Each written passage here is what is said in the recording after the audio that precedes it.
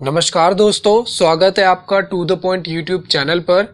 आज हम इस वीडियो में समझेंगे एनसीईआरटी क्लास 6 का ज्योग्राफी पार्ट 10। अगर आपके आसपास अवेलेबल हो तो आप पेन और पेपर लेकर वीडियो के इंपॉर्टेंट पॉइंट्स को नोट कर सकते हैं। वीडियो स्टार्ट करेंगे हम अपने प्रीवियस पार्ट के होमवर्क या फिर प्रैक्टिस क्वेश्चंस के साथ। तो पहला क्वेश्चन था यहाँ पर कि भारत का एकमात्र एक्टिव वॉल्केनो कहां पर है। तो इसका सही जवाब है बैरन आइलैंड, जो कि अंडमान एंड निकोबार द्वीप समूह का हिस्सा है। ठीक है, और अंडमान और निकोबार द्वीप समूह की जो राजधानी वो है पोर्ट ब्लेयर, यहां पर आप देख सकते हो। ठीक है, क्लियर होगी चीज, बहुत बढ़िया। सेकंड क्वेश्चन था कि भारत के किस स्टेट में ऐसे ट्री रूट्स ब्रांचेस से बने ब्रिजेस हमें देखने को मिलेंगे। यहां पर देख सकते हैं इस इमेज में। तो इसका सही जवाब है मेघालय में। और मेघालय में खासी एवं इसकी ही एक सब ट्राइब है जैंतिया। ये दो जो ट्राइब्स हैं, समुदाय के लोग हैं, ये मिलकर ऐसे ब्रिजेस का निर्माण करते हैं। इनको बनाने में भी हालांकि काफी समय लगता है, लेकिन जहां तक मेरी नॉलेज है, मैंने इस पे रिसर्च की है, तो ये 50 से 100 साल तक लगभग इनका स्पैन चलता है, यानी कि इतना ये चल जाते हैं। ठीक है, यहां तक चीज क्लियर है, बहुत बढ़िया।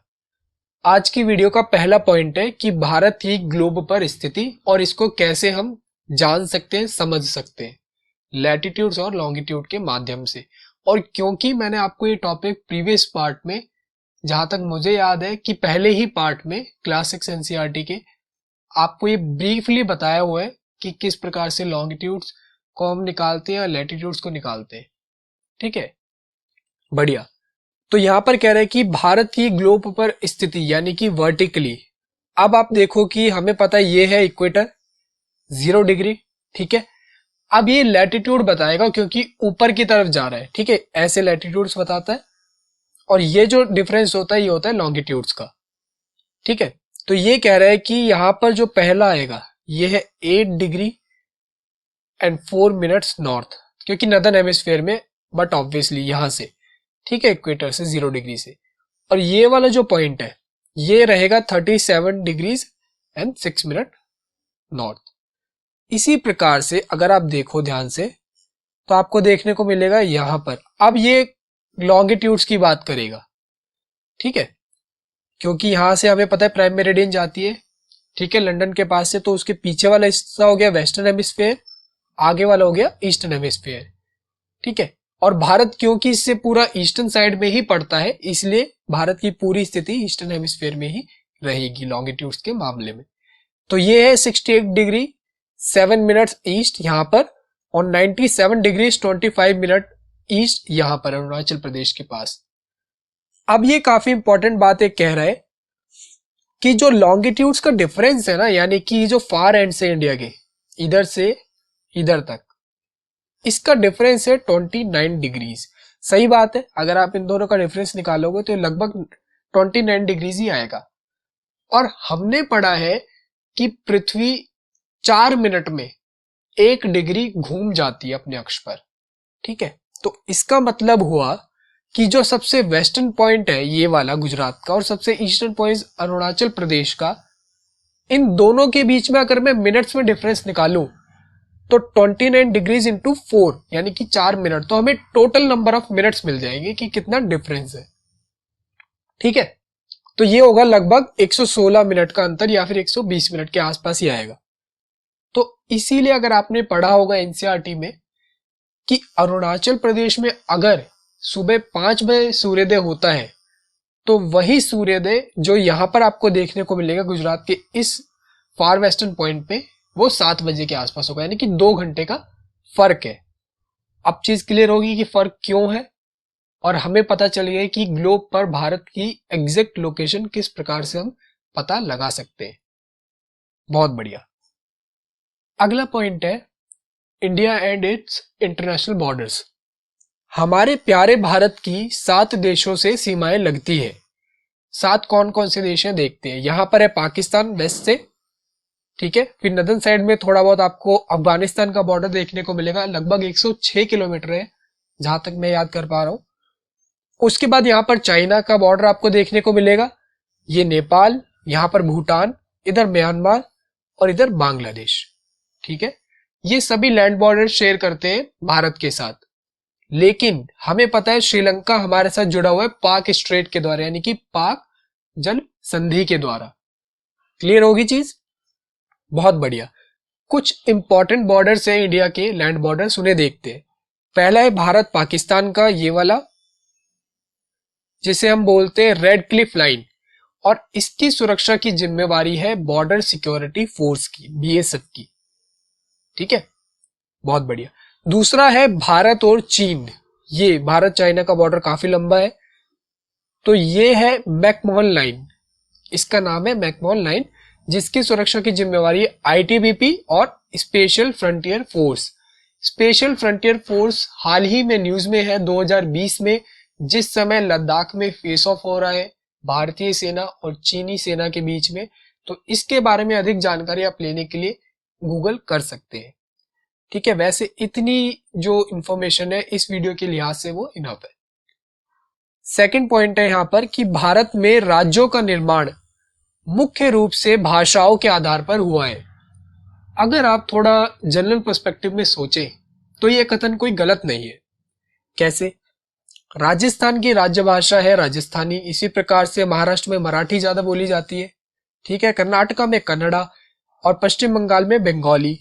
ठीक है, तो आप कह सकते हैं कि जो मुख्य रूप से जो गठन हुआ है राज्यों का, वो भाषाओं के आधार पर किया गया है। ठीक है, अगला पॉइंट है कि लक्षद्वीप द्वीप समूह, यहां पर देखें एक प्रवाल द्वीप है। प्रवाल हमें पता है, यानी कि आपने भी स्टडी किया होगा इसके बारे में साइंस में भी, कि कोरल्स होते हैं माइक्रो ऑर्गेनिज्म। ठीक है, जिनके जो शव होते हैं यानी कि स्केलेटन्स वो इकट्ठे होते रहते हैं, उससे बनते हैं प्रवाल द्वीप या कोरल आइलैंड्स। ठीक है, और जब ये टॉपिक आगे आएगा तो इसके बारे में मैं आपको और थोड़ा डीप में इसकी नॉलेज दूंगा। इसके बारे में एक फैक्ट है, अपार्ट फ्रॉम एनसीईआरटी आपको बता देता हूं लक्षद्वीप शब्द के बारे में। The name is from Sanskrit and means 100,000 islands. ठीक है, इसका मतलब पता चल गया शब्द का। बहुत बढ़िया। आगे जो टॉपिक है, पहला पॉइंट कह रहा है मौसम यानी कि वेदर। वायुमंडल में हर रोज होने वाले परिवर्तन को हम मौसम या वेदर कहते हैं। ठीक है, इन दो पॉइंटों को बहुत ध्यान से समझना और इसका अंतर आपको इजीली पता चल जाएगा।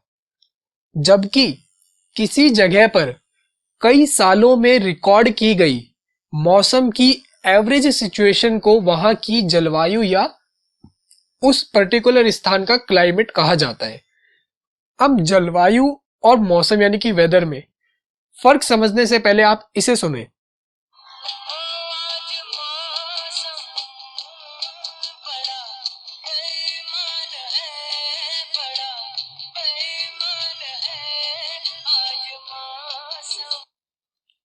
ठीक है, अच्छा लगा? बढ़िया।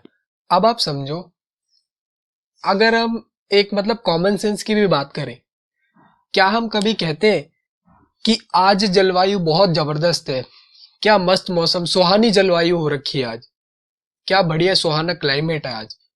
नहीं कहते ना।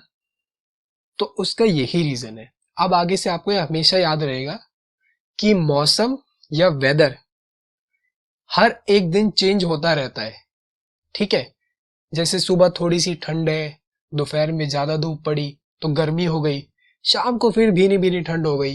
तो ये मौसम के चेंजेस है, ये सीजन्स के चेंजेस नहीं, या फिर ये क्लाइमेट के चेंजेस नहीं है। ठीक है, सीजन्स भी अलग चीज है, वो आगे हम डिस्कस करेंगे। फिलहाल आप इन दोनों में फर्क समझिए, और जहां तक मुझे लगता है अब आप फर्क समझ गए होंगे। ठीक है, तो जो एवरेज जो सिचुएशन होती है ना पूरे साल में या फिर कई सालों की, वो बताती है कि इस पर्टिकुलर देश की, स्थान की या शहर की जलवायु कैसी है। ठीक है, जो एवरेज बनी रहती है पूरे साल। तो इसी प्रकार से कहा गया है कि भारत की जो जलवायु है वो मुख्य रूप से मानसूनी जलवायु है। ठीक है, और इसके कई सारे फैक्टर्स भी हैं जो हम आगे डिस्कस करेंगे फर्दर पार्ट्स में। सेकंड पॉइंट कह रहा है यहां पर, किसी स्थान की जलवायु यानी कि क्लाइमेट कंडीशन उसकी स्थिति यानी कि प्लेस, लोकेशन, ऊंचाई, हाइट, ऑब्वियसली ये सी लेवल से बात कर रहा है। समुद्र से दूरी और टेरेन यानी कि उच्चावच जिसे हिंदी में बोलते हैं, मुझे भी ये समझ में नहीं आया तो मैंने इसके ऊपर थोड़ी रिसर्च करी। तो टेरेन होता है जैसे कि मान लीजिए अगर मैं मानूं कि ये पर्टिकुलर इतने एरिया की बात करूं, ठीक है, तो यहां पर सबसे ऊंचा पॉइंट मेरे को ये वाला मिलेगा, सबसे नीचा पॉइंट ये वाला। तो इनके भी जो डिफरेंस होता है ना, सबसे ऊंचा पॉइंट सबसे नीचा पॉइंट, वो टेरेन कहलाता है। ठीक है, यानी कि कैसा वो स्थलाकृति कैसी है, समझ रहे हो? बहुत बढ़िया। अब हम देखते हैं आज के कुछ होमवर्क या फिर प्रैक्टिस के क्वेश्चंस, जिन्हें आप कमेंट करके जवाब जरूर दें, मुझे अच्छा लगेगा। गलत भी जवाब होता है तो कोई दिक्कत नहीं है, हम गलतियों से ही सीखते हैं, मैं भी गलतियां करता हूं, उसी से सीखता हूं। तो पहला यहां पर क्वेश्चन है, भारत की किस देश के साथ सबसे लंबी इंटरनेशनल बाउंड्री है? ठीक है, क्वेश्चन ध्यान से पढ़ना। भारत की किस देश के साथ सबसे लंबी इंटरनेशनल लैंड बाउंड्री है? ठीक है, और सेकंड क्वेश्चन है इस इमेज के थ्रू, ये जनजाति विश्व की सबसे आइसोलेटेड ट्राइब्स में से एक है, जिन्होंने 2019 में एक अमेरिकी नागरिक के ऊपर जानलेवा हमला किया जिसमें उनकी मृत्यु हो गई। और ये आपको पता होना चाहिए, इन्होंने ये डिफेंस में किया। ठीक है, और ये जनजाति आपको बताना है कि भारत में किस स्थान पर रहती है। ठीक है, one of the most isolated tribes है विश्व में। ठीक है, यहां तक चीज क्लियर है? बहुत बढ़िया। अंत में एक मोटिवेशनल इंस्पिरेशनल कोट है। भारत के जो स्पेस प्रोग्राम के जन्मदाता है या फिर father of space programs of India, Shri Vikram Sarabhai का एक फेमस कोट है, I also believe that a person who doesn't have respect for time and does not have a sense of timing can achieve little। बहुत important ये coat है और काफी ज्यादा अगर आप इस पे चिंतन करें तो आपको मौका मिलेगा अपने आप को डेवलप करने का। मिलता हूं आपसे अगली वीडियो में, तब तक के लिए बहुत बहुत धन्यवाद।